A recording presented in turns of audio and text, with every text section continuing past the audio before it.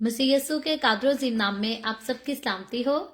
मैं आप सबको हमारे हर रोज की बाइबल रीडिंग के प्रोग्राम में खुशामदीद कहती हूँ। मेरे अजीजों, कल हमने खुदावंद के कलाम में से इस्तिस्ना की किताब उसके 17वें बाब की पहली आयत से लेकर 13वीं आयत तक खुदावंद के कलाम को पढ़ा था और आज हम अपनी बाइबल रीडिंग को आगे बढ़ाते हुए खुदावंद के कलाम में से इस्तिस्ना की किताब बुक ऑफ ड्यूटरॉनमी उसका 17वां बाब और उसकी 14वीं आयत से लेकर 20वीं आयत तक खुदावंद के कलाम को पढ़ेंगे। और इससे पहले मैं खुदावंद के कलाम को पढ़ना शुरू करूं, आप सबसे गुजारिश करती हूं कि आप जितने मेरे साथ ऑनलाइन आ चुके हैं इस वीडियो को जरूर अपनी वॉल पर भी शेयर करें और दूसरे ग्रुप्स में भी शेयर करें ताकि मजीद लोग हमें खुदावंद का कलाम सुनने के लिए ज्वाइन कर सकें। सो मेरे साथ जरूर अपनी बाइबल मुकद्दस को खोलें और निकालें इस्तिस्ना की किताब बुक ऑफ ड्यूटरॉनमी उसका 17वां बाब और उसकी 14वीं आयत से यूं लिखा है, जब तू उस मुल्क में जिसे खुदावंद तेरा खुदा तुझको देता है पहुंच जाए और उस पर कब्जा करके वहां रहने और कहने लगे कि उन कौमों की तरह जो मेरे गिरदा गिर्द हैं मैं भी किसी को अपना बादशाह बनाऊं, तो तू बहरहाल फकत उसी को अपना बादशाह बनाना जिसको खुदावंद तेरा खुदा चुन ले। तू अपने भाइयों में से ही किसी को अपना बादशाह बनाना और परदेसी को जो तेरा भाई नहीं अपने ऊपर हाकिम ना कर लेना। इतना जरूर है कि वो अपने लिए बहुत घोड़े ना बढ़ाए और ना लोगों को मिस्र में भेजे ताकि उसके पास बहुत से घोड़े हो जाएं। इसलिए कि खुदावंद ने तुमसे कहा है कि तुम उस राह से फिर कभी उधर ना लौटना, और वो बहुत सी बीवियां भी ना रखे ता ना हो कि उसका दिल फिर जाए और ना वो अपने लिए सोना चांदी जखीरा करे।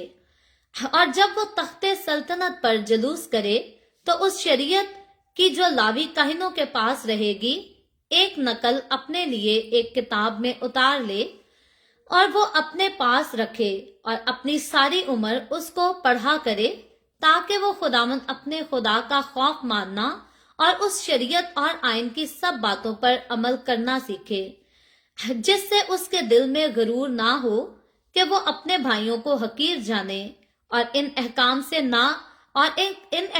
ना तो दहने ना बाएं मुड़े,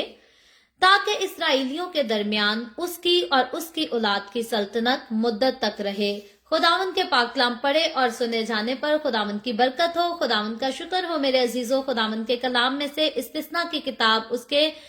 17वें बाब की 14वीं आयत से लेकर 20वीं आयत तक, यानी कि इस बाब के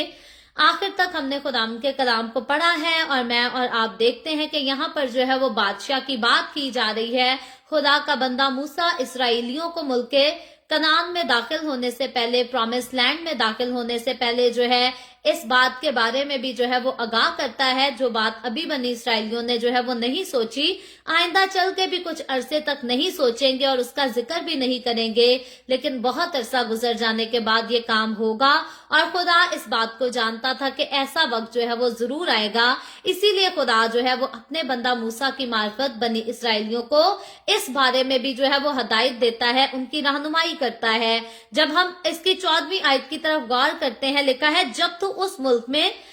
जिसे खुदावंद तेरा खुदा तुझको देता है पहुंच जाए, यानी कि जब तू मुल्क कनान में, प्रॉमिस लैंड में दाखिल हो जाए और उस पर कब्जा करके वहां रहने लगे और कहने लगे, यानी कि जब वहां पर तू बस जाए, तेरी सेटलमेंट मुकम्मल तौर पर अच्छी तरह से हो जाए और फिर तू जो है वहां पर अपने दिल की ख्वाहिश करे, तो तू ये कहना शुरू हो जाए कि हमें तो एक बादशाह चाहिए। लिखा है कि उन कौमों की तरह जो मेरे गिरदा गिर्द हैं मैं भी किसी को अपना बादशाह बनाऊं। अब आसपास की जितनी कौमें थी उनके पास जो है उनके यहाँ एक एक बादशाह हुआ करता था जो कि उन पर हुक्मरानी करता था, लेकिन अभी तक हम देखते हैं कि बनी इसराइलियों पर हुक्मरानी करने का सारा इंतजाम, सारी जिम्मेदारी जो है वो खुदा ने काहिन के हवाले की थी। और काहिन ने जो है वो इसराइलियों के दरमियान, यानी कि खुदा की कौम के दरमियान जो है खुदा की खिदमत करनी होती थी, खुदा के अहकामात, खुदा के कवानीन खुदा के लोगों को सिखाने होते थे और फिर सारी कुर्बानियां चढ़ाने का काम जो था वो भी खुदा के काहिन नहीं करना होता था। लोगों को खुदा के नाम से बरकत देना, लोगों की सिफारिशें खुदा के सामने करना, ये सारे काम, सारी जिम्मेदारियां जो हैं ये खुदा ने काहिन को दी थी। लेकिन आस पास के ममालिक में जो है वो बादशाह हुआ करते थे, लोगों के सारे कामों को जो है वो बादशाह करते थे। हालांकि इसराइलियों में हम देखते हैं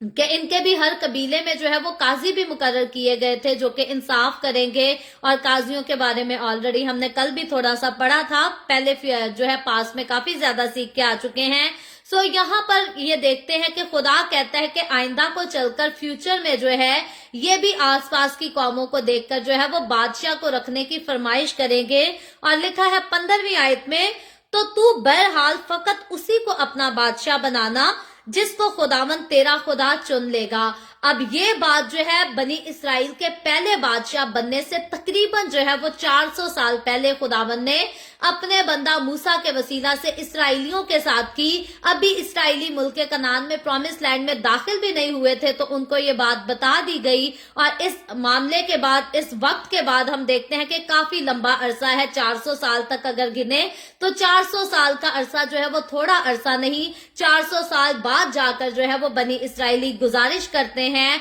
मांग रखते हैं कि हमें भी बादशाह चाहिए। सो उसके बाद हम आगे चलकर जब हमारे पास हवाला जात आएंगे कि किस तरह से बनी इसराइलियों ने बादशाह की ख्वाहिश की, फरमाइश की, और फिर खुदा ने जो है साउल को उनके ऊपर जो है वो बादशाह मुकर्रर कर दिया। इसी बारे में जो काम 400 साल पहले होगा, खुदा ने पहले ही इसराइलियों को बता दिया था कि जब तुम लोग बादशाह चुनना चाहोगे तो अपनी मर्जी से नहीं, किसी को भी बादशाह बना दोगे या किसी को भी कहना शुरू हो जाओगे ये हमारा बादशाह है, बल्कि खुदा ने कहा था जो खुदावन तुम्हारा खुदा चुनेगा। ये खुदा का पैगाम है जो खुदा का बंदा मूसा बनी इसराइलियों को सुना रहा है। सो जिसे खुदा चुनेगा बादशाह की खिदमत के लिए या बादशाह की सीट के लिए, उसी को ये सीट मिलेगी, उसी को ये ओहदा मिलेगा। लिखा है तू अपने भाइयों में से ही किसी को अपना बादशाह बनाना, यानी कि अपनी कौम से, भाइयों से जो मुराद है उसका ये मतलब नहीं कि जो तेरा सगा भाई, जो तेरी अपनी माँ के पेट से पैदा होगा,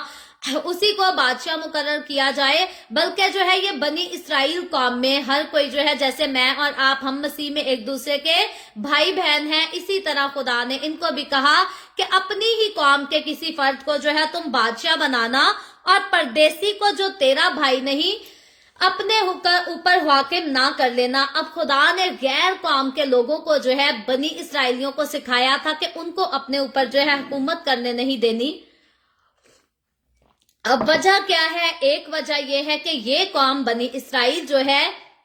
इस पर जो हुकूमत चलती है वो खुदा की चलती है, यहोवा की चलती है, एलोहीम की चलती है। तो खुदा जिस पर खुद हुकूमत करता है, खुदा नहीं चाहता कि उसके अलावा कोई और खुदा के लोगों पर जो है वो हुकूमत करे। और दूसरी बात ये भी थी कि अगर परदेसी, अगर कोई गैर कौम का बादशाह उठकर आकर बनी इसराइलियों पर हुकूमत करने लगेगा तो वो फिर अपने जैसी रसूमात, अपने जैसे काम जो है, अपनी तालीमात जो है वो इन लोगों को सिखाएगा और इनको टीच करेगा कि ये भी करो। तो फिर बनी इसराइली जो है वो खुदा के हुक्मों को लेकर और उस बादशाह के मजहब के मुताबिक या उसकी कौम के मुताबिक रस्म रिवाजों में जो है वो शिरकत करना शुरू हो जाएंगे। और आहिस्ता आहिस्ता होगा क्या, खुदा की हजूरी जाती रहेगी और दुनिया की चीजें जिंदगी में जो है वो जन्म लेती जाएंगी, जिंदगी में ख्वाहिश पकड़ती जाएंगी, जड़ पकड़ती जाएंगी, और फिर इंसान जो है वो जिंदगी से निकलकर हलाकत की तरफ आता चला जाएगा। आज भी कई ऐसे लोग हैं जो खुदा के साथ चलते चलते जो हैं वो गैर कौमों के साथ इस किस्म के ताल्लुकात बना लेते हैं, बंधन बांध लेते हैं, रिश्ते बांध लेते हैं कि फिर उनको मसीह की तालीम और आदि दूसरी कौमों की तालीम जो है वो अपनानी पड़ती है। क्यों? क्योंकि वो कहते हैं कि नहीं अपनाएंगे तो हमारी जान को खतरा हो जाएगा, हमें मुसीबतें सहनी पड़ेंगी, हम तो इस जगह पर जी नहीं पाएंगे, खुलकर अपनी जिंदगी ही नहीं गुजार सकेंगे। सो इस तरह की सिचुएशंस होती हैं जहां पर हमारी कौम के लोग भी जो है वो गैर कौमों की रस्मों को जो है वो साथ साथ करना शुरू कर देते हैं, उनकी कुर्बानियां भी खाते हैं, उनके फंक्शंस में भी शरीक होते हैं और कहते हैं जी हम तो भाईचारे का जो है वो काम कर रहे हैं, भाईचारे की तालीम पर अमल कर रहे हैं। भाईचारे की तालीम याद रखें बाइबल मुकद्दस में ही सबसे पहले दी गई है,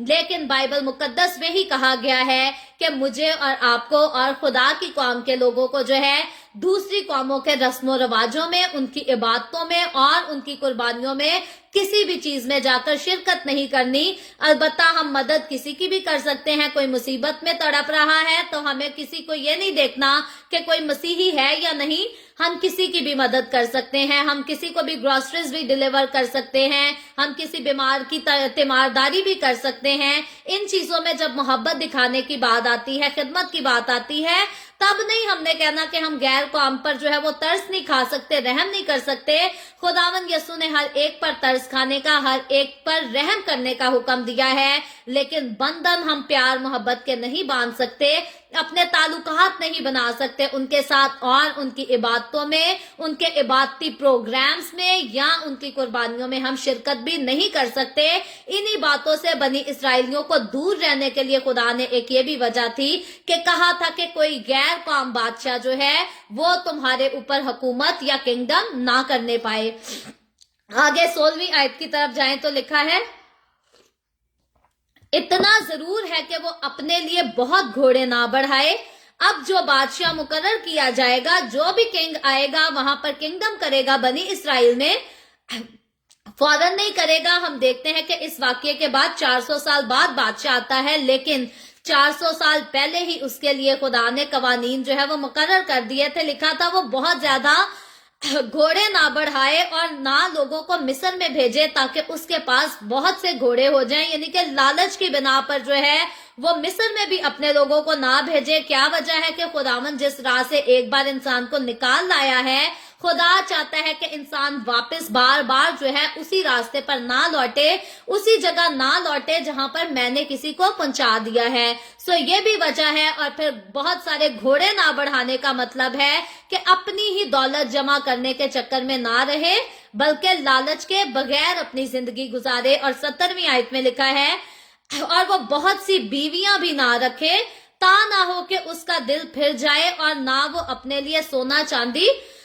ذخیرہ کرے۔ اب بہت ساری بیویاں رکھنے سے خدا نے جو ہے وہ بادشاہ کو منع کیا تھا۔ آگے چل کر فیوچر میں ہم دیکھیں گے کہ جب سلیمان بادشاہ بہت ساری بیویاں رکھے گا، خدا کے کلام کے اس حکم کو توڑے گا تو اس کو پچھتانا بھی پڑے گا، اس کو بہت زیادہ نقصان بھی اٹھانا پڑے گا۔ سو خدا نے پہلے ہی جو ہے متحد کیا تھا، پہلے ہی اس آئین کو مقرر کیا تھا کہ بادشاہ جو ہے وہ بہت ساری بیویوں کو نہ رکھے، اور اس طرح سے جو ہے اس کا دل خدا کی حضوری سے پھر جائے گا اور بیویوں ہی کے عشق میں جو ہے وہ گرفتار ہو کر رہ جائے گا۔ البتہ ایک بیوی رکھنے سے خدا نے نہ تو پاسٹر کو منع کیا ہے، نہ بادشاہ کو منع کیا ہے، نہ ایلڈر، ڈیکن، XYZ، جو کوئی بھی خدا کی خدمت کرتا ہے، شادی سے خدا کے کلام میں کسی کو بھی منع نہیں کیا گیا، لیکن شادی ایک ہی کے ساتھ کرنے کی اجازت دی گئی ہے، باقیوں کے ساتھ نہیں۔ یہ نہیں کہ ایک کے ساتھ بعد میں جتنی مرضی انسان شادیاں کرتا پھرے، جیسے ہم غیر قوموں میں دیکھتے ہیں، اپنی بیوی بوڑھی ہو گئی، بیٹیاں جوان ہو گئی، اور پھر بیٹیوں کی عمر کی جو ہے وہ بیویاں لائی جا رہی ہیں۔ خدا کی نزدیک، خدا کی نظر میں یہ جو ہے یہ بدکاری ہے اور زناکاری ہے، اور خدا جس نے انسان کو بنایا، اگر انسان اپنی زندگی میں ایسے کام کرتا ہے تو خدا کو اس سے سخت نفرت ہے۔ خدا چاہتا ہے کہ ایک مرد جو ہے وہ ایک ہی عورت کا شوہر ہو، اور یہاں پر دیکھتے ہیں کہ جو مرد اپنی بیوی سے بے وفائی کرتا ہے، اپنی بیوی سے منہ موڑ کر کوئی دوسری بیوی لے آتا ہے، تو پھر وہ بیوی جس کے لیے خدا نے اس کو کہا ہے کہ وہ ایک تن ہوں گے، وہ ایک دوسرے کے دکھ میں سکھ میں ایک دوسرے کے ساتھی ہوں گے، جب مرد ایک اور عورت کو لے آتا ہے تو پھر پہلی کے ساتھ بے وفائی کرتا ہے، پھر وہ پہلی کے دکھ میں شریک ہوگا تو دوسری کے سکھ میں شریک ہوگا، دوسری کے سکھ میں شریک ہوگا تو پہلی کے دکھ میں شریک نہیں ہو سکے گا۔ سو یہی معاملات ہیں، یہی چیزیں ہیں۔ خدا چاہتا ہے کہ ایک شخص جو ہے وہ اپنے لیے ایک ہی پارٹنر رکھے۔ یہ صرف بادشاہوں کے لیے نہیں، بلکہ خداوند کا کلام جو ہے وہ خادم کے لیے اور ہر عام انسان کے لیے، ہر مسیحی انسان کے لیے یہی قانون رکھتا ہے کہ ایک شخص کا ایک ہی پارٹنر ہو، اور وہ دو جو ہیں وہ ایک تن ہوں گے۔ کہیں بھی نہیں لکھا کہ ایک شوہر اور دو بیویاں، تین لوگ جو ہیں وہ ایک تن ہوں گے۔ بائبل مقدس میں کہیں بھی نہیں لکھا کہ ایک شخص اور اس کی تین بیویاں یعنی کہ چار لوگ ایک تن ہو جائیں گے۔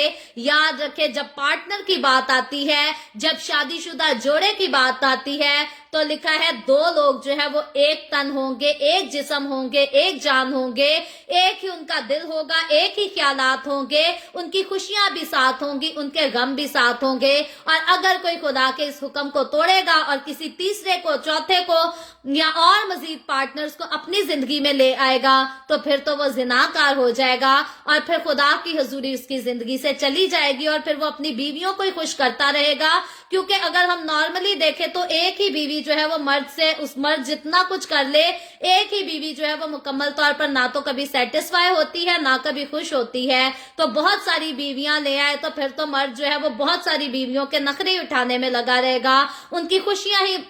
पूरी करने में लगा रहेगा, खुदा को वो वक्त नहीं दे सकेगा। सो ये सारी बातें, ये सारे मामलात सामने थे और इसीलिए खुदा ने हुक्म किया था कि जो बादशाह होगा वो अपने लिए बहुत सारी बीवियां ना लेकर आए बल्कि एक ही उसकी बीवी हो, और अगर ऐसा करेगा तो उसका दिल जो है वो खुदा से फिर जाएगा। और साथ ही लिखा है सोना चांदी भी जो है वो अपने पास जखीरा ना करे,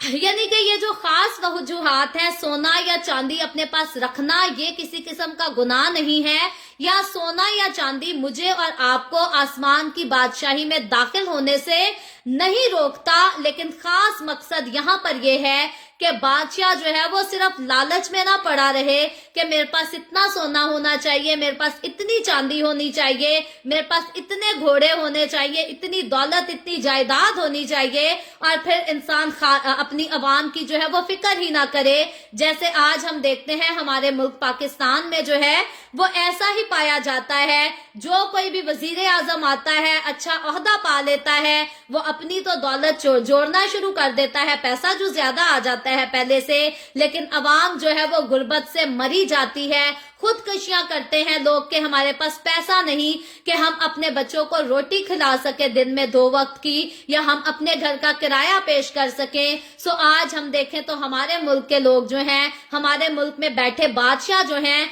वो अपनी दौलत को तो जोड़ने में मसरूफ रहते हैं, लेकिन अवाम की फिक्र जो है वो सिर्फ लफ्जों से उसका इजहार करते हैं, लेकिन उनके दिल में सिर्फ अपनी फिक्र होती है। अगर अपनी फिक्र ना हो, अवाम की ज्यादा फिक्र हो, तो फिर मुमकिन ही नहीं कि वो अपनी दौलत जमा करने के चक्कर में जो है वो अवाम को खुदकुशियां करके मरने दें। फिर वो जरूर कहेंगे कि हम जो जायदाद हमने अपने लिए बनानी है वो हम गरीबों के लिए क्यों ना बनाएं, जो घर हमने अपने लिए बनाना है, जो अच्छे अच्छे खाने हमने खाने हैं, हम एक चीज खाएं और 10 चीजें गरीबों में क्यों ना जाकर बांटें, ताकि लोगों को गुर्बत की वजह से जो है वो खुदकुशियां ना करनी पड़े। सो ये रियलिटी है। खुदा ने कहा था कि इसराइल पर जो बादशाह मुकर्रर किया जाएगा वो हर किस्म के लालच से, हर किस्म के दगाबाजी से जो है वो खाली हो, और फिर खुदा की तालीम भी जो है वो हासिल करे। 18वीं आयत में लिखा है, और जब वो तख्ते सल्तनत पर जलूस करे तो उस शरीयत की जो लावी काहिनों के पास रहेगी, यानी कि वो शरीयत जो खुदा ने दी थी,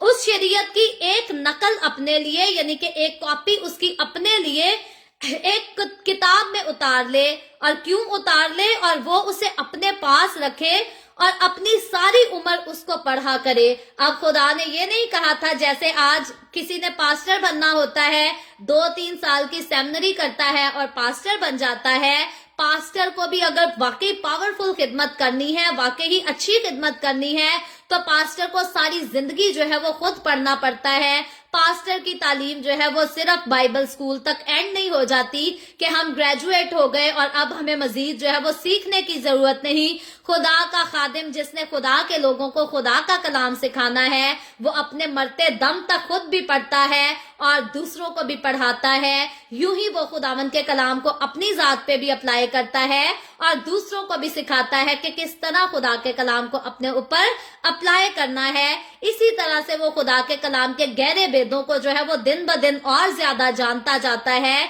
और खुदा की बरकतों को भी हासिल करता जाता है। सो यही हुक्म जो है वो बादशाह के लिए भी था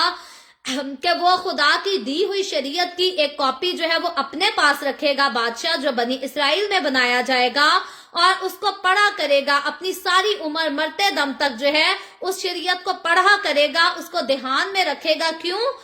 ताकि वो खुदावंद अपने खुदा का खौफ मानना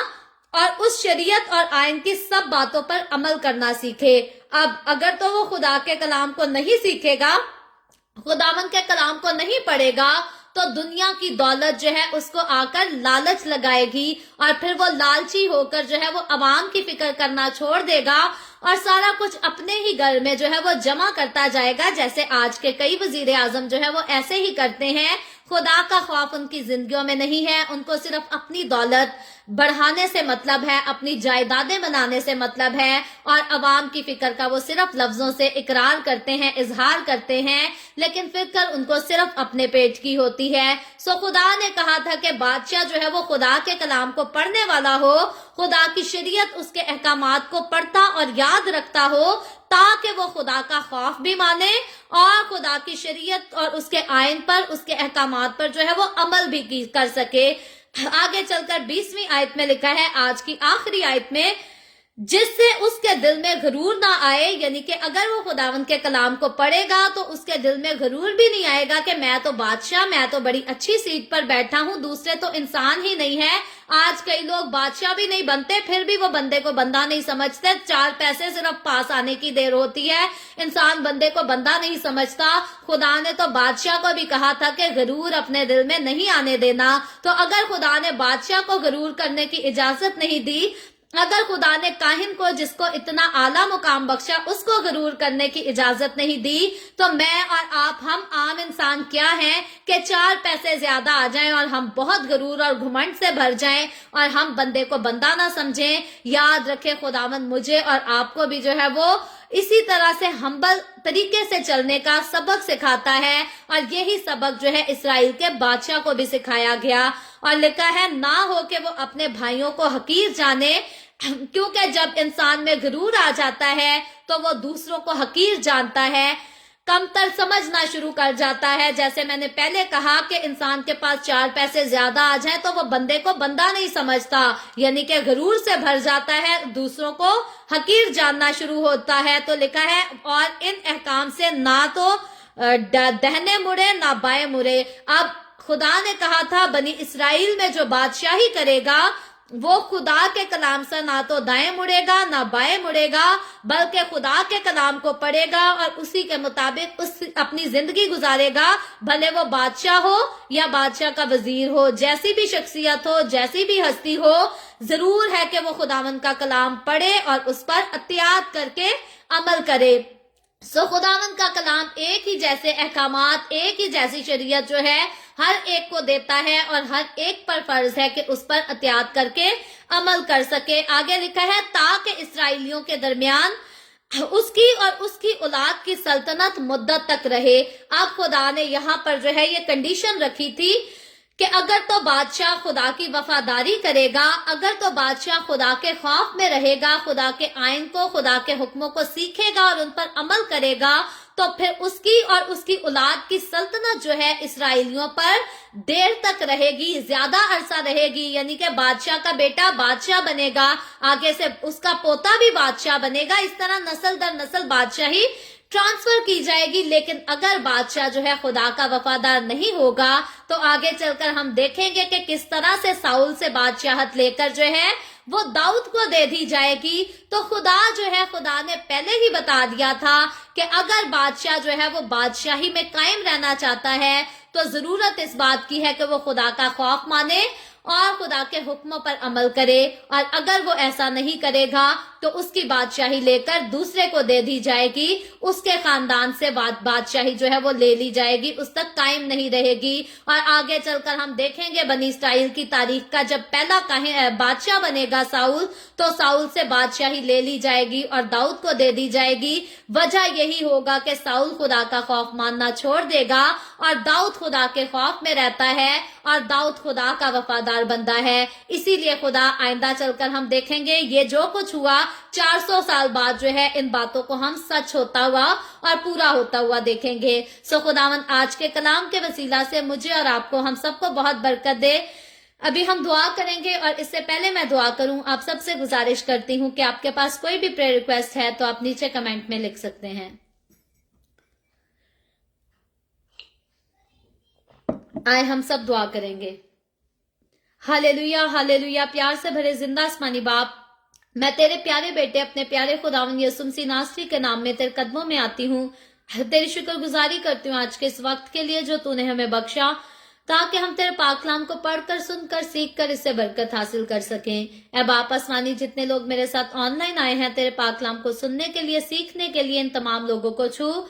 और बड़ी कसरत से बरकत दे। खुदावन तो अपने लोगों को अपनी हुजूरी में और ज्यादा आगे बढ़ने का फजल दे, इनके घरानों को बरकत दे, अपने लोगों के रोटी पानी में, कारोबार में, हर चीज में बरकत को कसरत से उंडेल, ताकि तेरे लोग तेरी हुजूरी में आगे बढ़ते रहें, तेरी शुक्रगुजारी करते रहें, तेरी तारीफ, तेरी तमजीद, तेरी सिताइश करते रहें। इसी तरह बाप आसमानी, जितने लोगों ने आज की इस वीडियो के नीचे कमेंट्स में अपनी अपनी दरखास्तें लिखी हैं या व्हाट्सएप पे हमें अपनी दरखास्तें भेजी हैं, मैं तेरी बंदी होते हुए तेरे लोगों की तमाम दरखास्तों को